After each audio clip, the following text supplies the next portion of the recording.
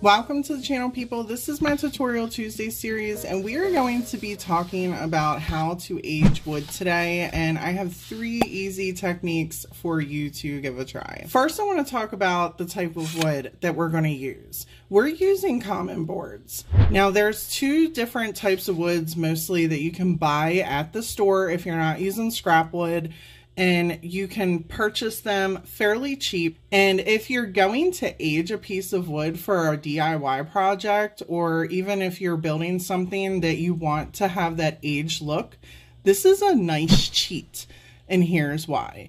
Look at this common board and how it already has all these natural imperfections on the piece of wood.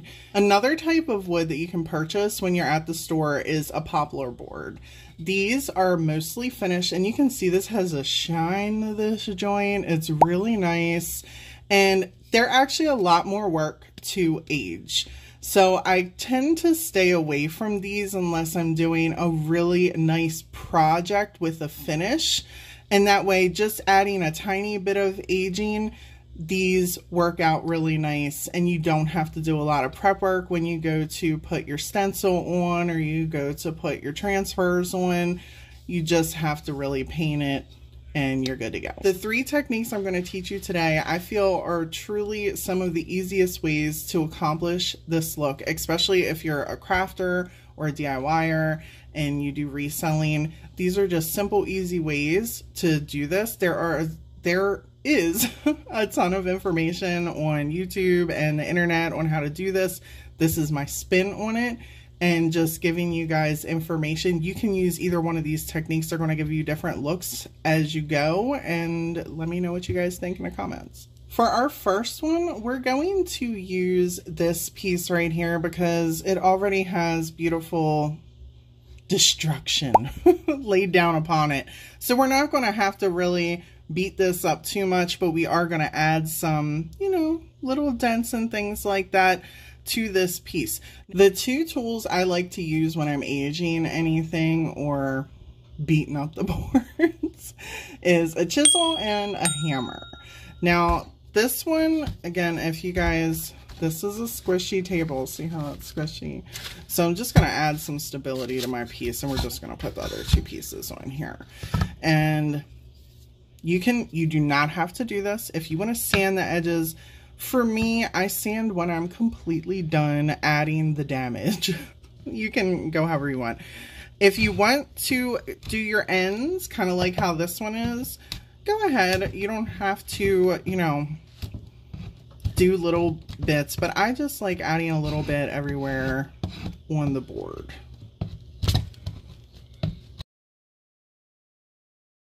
And you can see how that just kind of pries it up.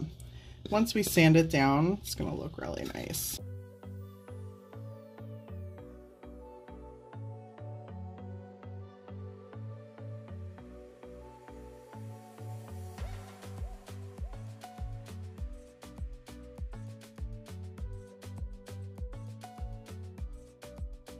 And I am happy with that. Again, age it as much as you want. Next, I'm going to just kind of take this and I'm going to hammer in.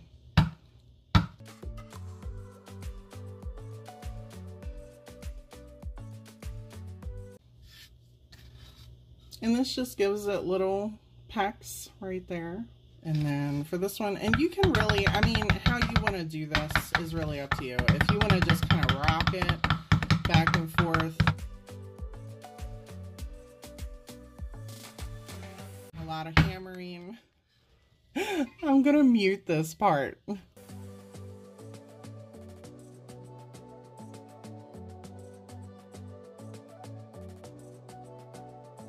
And then if you want to even come in and do like the edges, and I kind of like this, and here's why. Oh, you can't see. And I kind of like doing this too, because look at this. It's like you're taking a nice chunk right there and kind of gouging in the wood. And it's honestly easier than if you take this and you're like digging it in there. It's just not as easy doing that, but I like creating these little dents around the edge. It just makes it look more authentic and worn. And also, it's gonna really look cute when I put the little, when I finish these and add what I'm gonna add on here. So I really am excited about the little DIY idea I have here that we're gonna make with these. These two pieces, we're kind of gonna fake what we just did over there. And the reason I'm gonna say fake is because we're gonna put a little bit of wear and tear using these, okay? And I'm just gonna do it at the same time because we're not gonna overly do it, because one, we're gonna crackle, and the other, we're gonna use a paint technique to age it.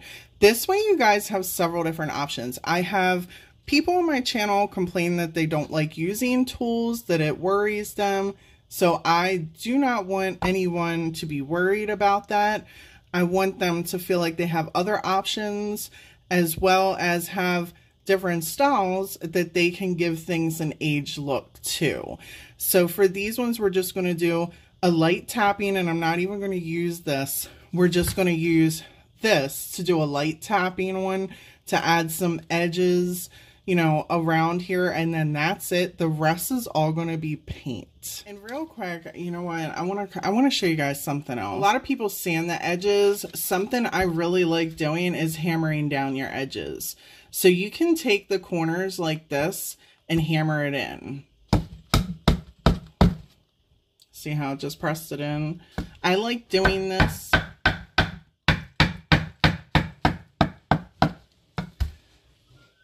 So I really like doing this because it gives it a very authentic and old looking look. Now you're going to get different information from everyone on their sanding preferences, and I'm just going to be as real with you as I can about what I think. That doesn't make it right or wrong. This is just my opinion and what has worked for me. So when I'm doing this to age wood, but I'm going to put something on top of it, because if you're selling it or you just want it to have a high-end looking finish, then you want a decent sandpaper. So, sorry, I just hit the camera. So I'm using a 400 grit to accomplish that. And here's why.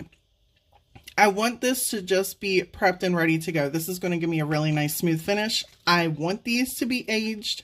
So I'm also not worried about really knocking everything completely off. If you really want to knock all this off, go lower. Do like a 180 or a 200. It's going to really give you a knockoff, but then I would still go over with the 400.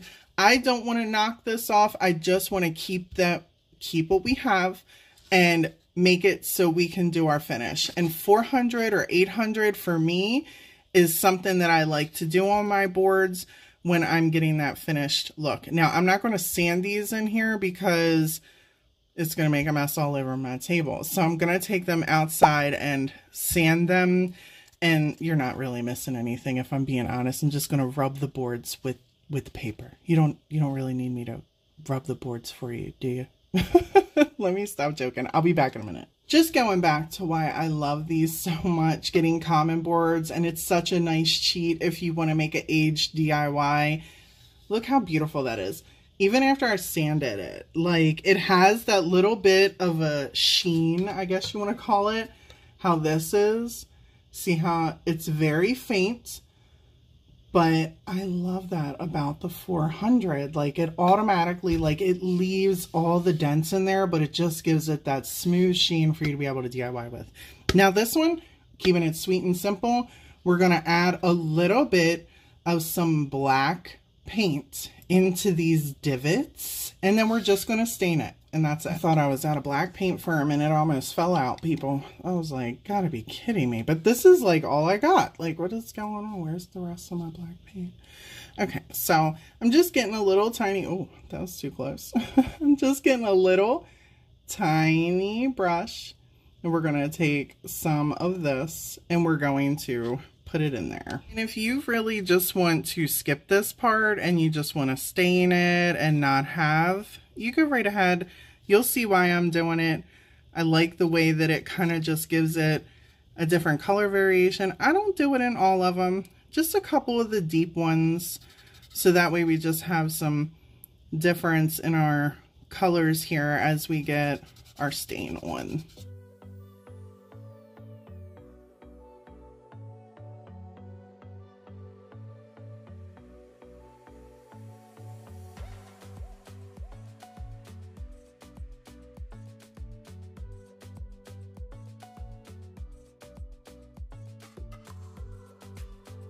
This first one, we're going to just antique Waverly Wax it, and you can use whatever you want to use. Actually, you know what I'm going to use? Because my sponge that I use for decoupage, it is getting old. It is getting super crusty. So I'm just going to kind of cut a little piece off of there. We're going to use a piece of sponge. And just dab it on here.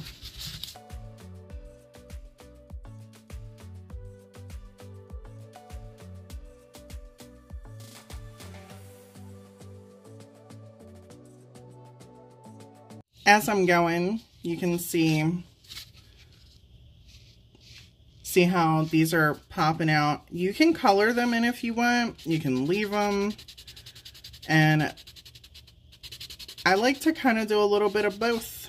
Really just depends on the way that I plan on having the project itself come out. But for this demonstration purpose, I'm going to do a little bit of both and color some in and leave some not colored in. I paused real quick. I have a lot of people say, Brandi, why don't you use baby wipe whenever you're doing your antique Waverly Wax? Well, there's a couple reasons. So for me, it depends on what I'm doing. I most certainly never use a wet baby wipe whenever I'm decoupaging because it will reactivate my Mod Podge and mess up my napkin. And it's beautiful. I mean, look at it. Look how much easier it is to smooth on and do than the little sponge that I was using. I'm not saying that it's not. I just want to show you guys, you can really do this however you want when you're staining something. And using the baby wipe, it's beautiful. So I'm not anti-baby wipe, people. Look at me, this baby wipe. Certainly not anti. I just feel like there's different ways that you can accomplish things, and there's really no right or wrong way. It's just what you like doing. But here is me using baby wipe, and like I said, we're gonna leave some little holes open here, and I'm going to let this dry. For our next one, we're going to do a crackle. And a lot of people, I know they'll do just black on the bottom. So I actually like using several different colors for this part. So we're going to use a brown, and we're going to use a black, and we're going to use a little bit of a red. And then we're going to go over this with a white. I do want to say this does not have to be perfect. Y'all going to watch me squirt this paint on here. And we are just going to blend it. It doesn't, we're doing a crackle. So this is just going to kind of come through on our crackle and give us that, you know, fake aged look, which is what I really like about the crackle so much. And just going to dab a little bit of this antique Waverly Wax on here, put in a couple spots, and then I'm just going to smear it all over the place.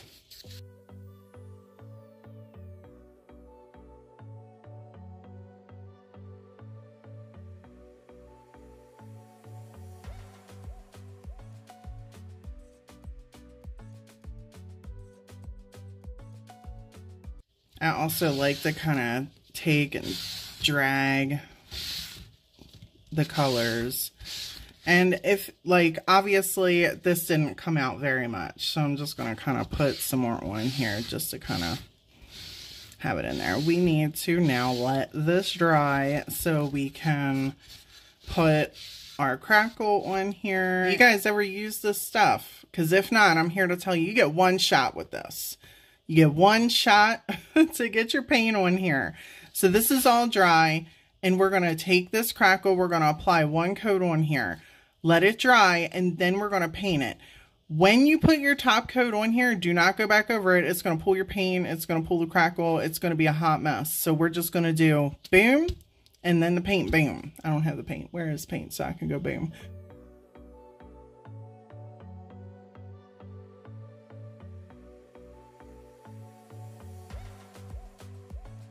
actually decided I'm going to use this pool color to go over it, give us something different. And remember, you're going to get one shot with this, so your strokes are going to have to be real purposeful. And the type of brush you would use, I would recommend using an acrylic paintbrush because they're soft. Oh, I just got paint all over me. I guess that's why I got gloves on. That's why I got gloves on. So I'm taking a fan brush just because it's going to give me a little bit more of flexibility, and it's, you know, a little bit wider. So I'm just going to kind of bring it on down because I'm getting, like I said, I'm going to get one shot with this. Your strokes have to be real purposeful. Try not to go over the same section. Try not to do it because it's going to pull that crackle paint completely off. So, oh, it's not as dominant as I would like it. But I'm going to do it from the edges and kind of just drag it.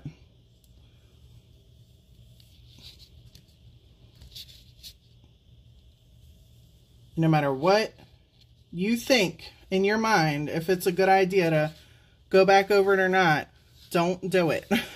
Just let it work its magic. I know that sounds silly, but this crackle stuff, it really does have a mind of its own. And look, it's already doing it. See how it's separating it? This is why you don't want to go back over it, because the second you start going back over it, it's just going to move that crackle paint. Look at that. It's beautiful. It's such an easy flippin' way to age a piece of wood. And I gotta thank Sammy from Unicorn Dust Designs for this, because I never knew how much I was going to love crackle paint. And I seen her use it one day and I was like, girl. And she was like, yes, get it, Brandi, get it. And I was like, yes.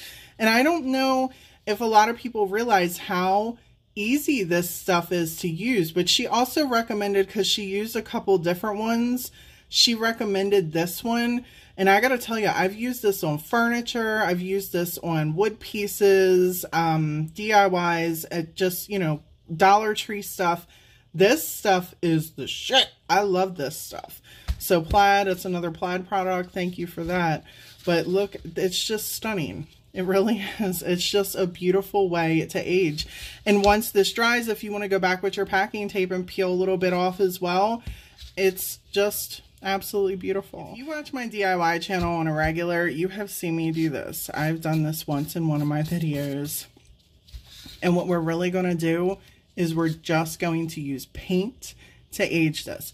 We did add a little bit more of, you know, the bangs on this one than we did the one that we're going to do the crackle. And again, if you do not want to use tools, this and the crackle are two amazing ways to get that aged look without having to beat any wood up.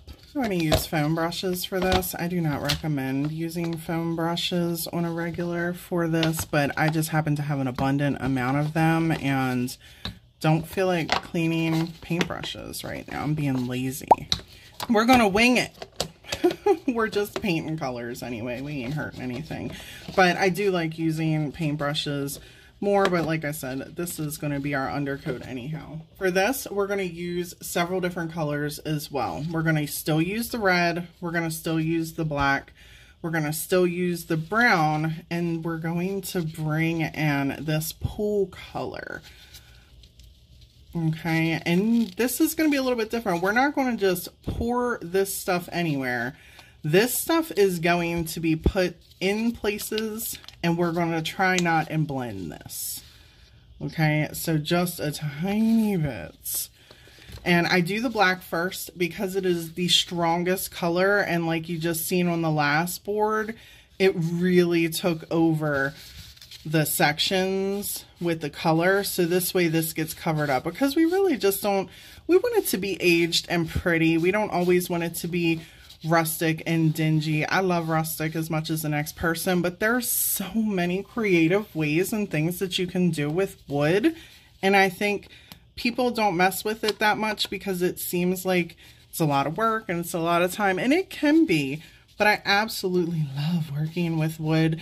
This is like just an artistic thing for me, and you can just create so many different things and ideas doing stuff like this.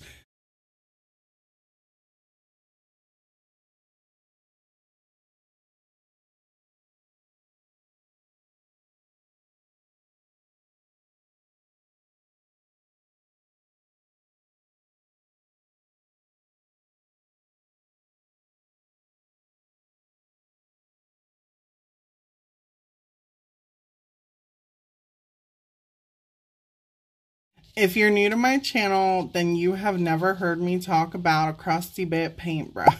And if you're not, I'm busting out one of my crusty bit paintbrushes. So this joint is, ooh, he is super crusty. And we're gonna now take some white paint, and we are gonna do, you can use this technique to distress, or like I'm going to, we're gonna paint the base of this with my crusty bit paintbrush.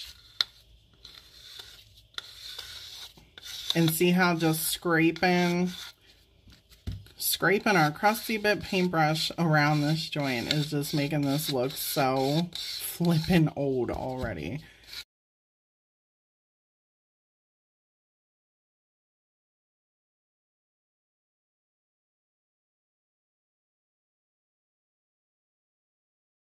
This piece I went over one more time with the white off camera. I figured, you know, same concept. Try to make these tutorials as short as I can with as much important information that matters.